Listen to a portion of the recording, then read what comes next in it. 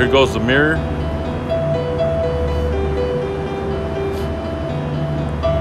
Here goes your backup camera. Okay. Then you got two power wires.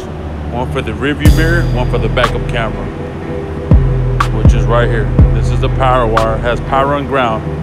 Put it right here in the red one. And you're gonna grab the other power wire for the backup camera. This is your video wire right here. The reason you see red on each end, that's power. And the yellow part's of video. That's how you get picture. Just wanna make sure you get that clear.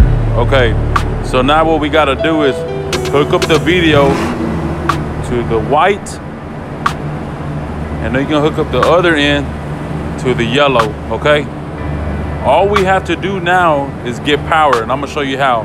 Go to the backup camera, grab the power wire to the backup camera, and install it with the video power wire, which is here. Put those two together, hook it up to your reverse light. Now just install your ground anywhere where you see ground in your car. Now grab the power from the rearview mirror and the power from the video wire and put both of those together.